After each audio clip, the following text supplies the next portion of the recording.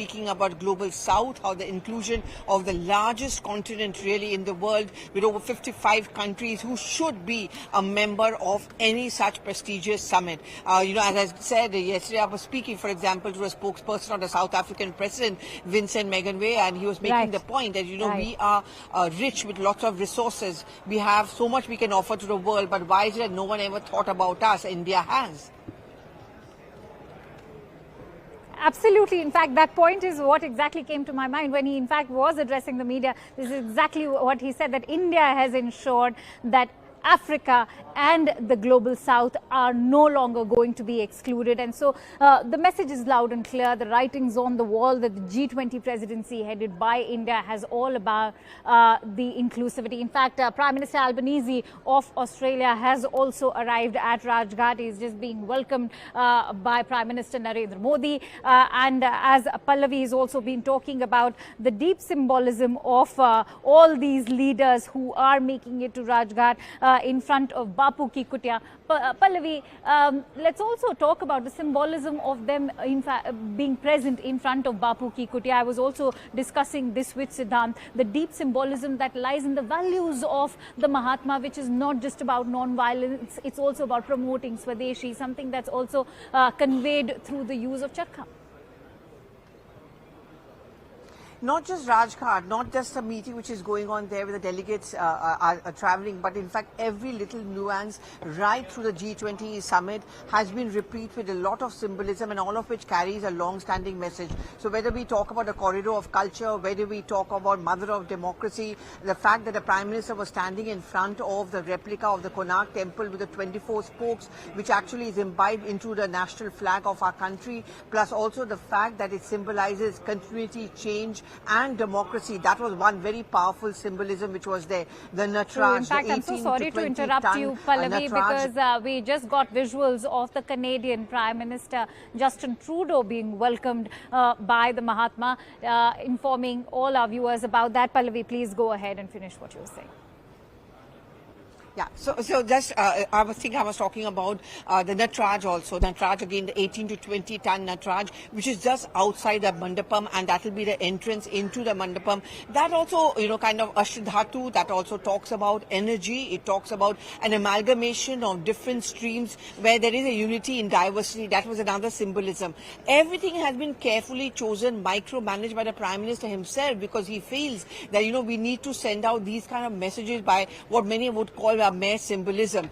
So it is not without a reason that these backdrops are chosen. The Prime Minister, in fact, in the backdrop of the Hriday Kunj, that Sabarmati Ashram, is very much the same reason. Humble beginning, humble living, humility. That's how you need to live with. That's one important point which was picked up by the Prime Minister, the charkha. I mean, remember when the Prime Minister himself goes to a Sabarmati Ashram, and there are foreign dignitaries who've travelled to Gandhinagar, the Prime Minister makes it a point to make them sit at the charkha, to make them understand that this is completely 100% Swadeshi, completely indigenous. And this is also a crux of economic policies as far as the declaration and beyond is concerned. In the last 1 year, when the finance track was being worked upon, while we talk about investments opening our doors to foreign investment, we also talk about Atmanirbhar. In fact, not too far away from where I'm standing, really, Akanksha, is the Crafts Museum. And there again is a very important messaging and a symbolism.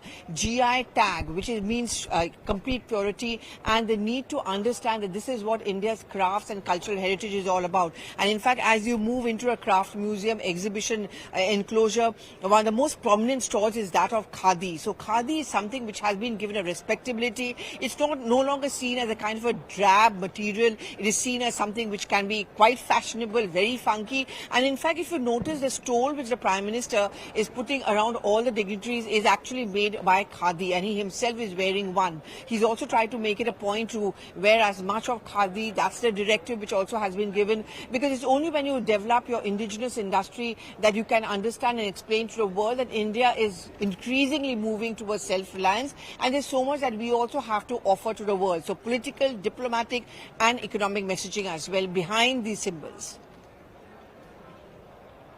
Absolutely. And on that note, let me also quickly bring in Siddhant, who remains with us on the newscast. Siddhant, the Rajghat visit, also a tree planting ceremony.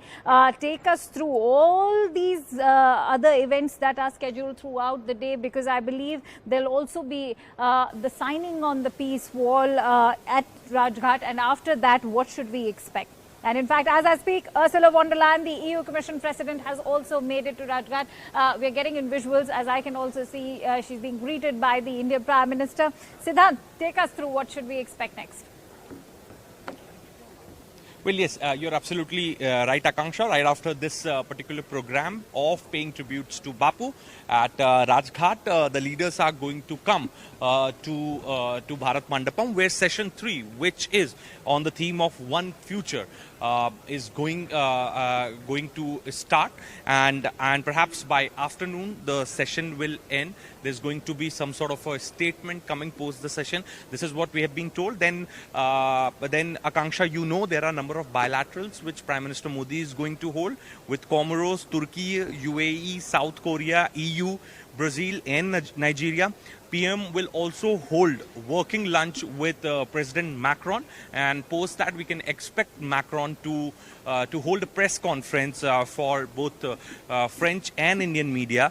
And also, interestingly, since you mentioned about the arrival of Justin Trudeau, so there's going to be a pull-aside meeting with Canada. So this is what we have been given to understand after speaking to people here in Ministry of External Affairs. Then the leaders also have their own bilateral engagements with other countries. There are many leaders, those who have desired to go to some place or visit some location in Delhi. So that is also on their schedule. But we're talking about the G20 session, then it will end by afternoon, Right. and post that leaders will be, technically Right. free to pursue their own bilateral engagements, and also to go wherever they want to go, or Absolutely. if they have any other commitments, maybe their embassies, missions in the national capital. Depends on the leaders. Back to you. Right. And absolutely. In fact, for all our CNN News 18 viewers who are tuning into our live and rolling coverage from the Bharat Mandapam, and as far as G20 is concerned, let me inform you, it's day 2 of the G20 summit. We've been covering this minute by minute, bringing you all those details. And in fact, we're also learning that after the leaders leave the Rajghat, they will be arriving at the Bharat Mandapam. Having said that, let me tell you that the US President will be his departure is scheduled for Vietnam today itself, where he will also be addressing the press.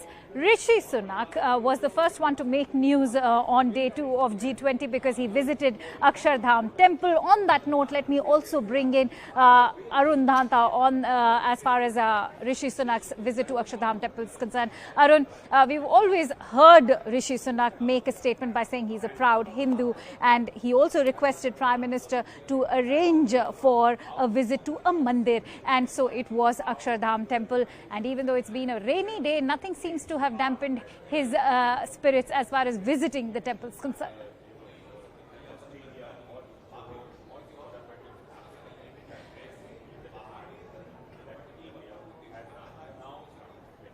All right, let me take that question from Abhishek. Abhishek, we wanted to get details of Rishi Sunak's visit to the temple. He's also gone on to share details about how he missed the festival of Janmashtami, and he was not really able to celebrate it with full gusto because of his busy schedule. How has the UK Prime Minister's visit panned out so far? Of course, sorry. Ever since Rishi Sunak became Prime Minister of UK, it was being waited that he'll have a bilateral meeting with Prime Minister Modi in India. And though it is not a bilateral forum where the two leaders are meeting, it's a multilateral event. But still, Rishi Sunak has tried to find some time out of his busy schedule to have a visit to Akshardham Temple. He has been saying that he did miss some of the opportunity to engage or to celebrate Janmashtami. He has in the past also said that how he has always believed in his religion, how he wants to celebrate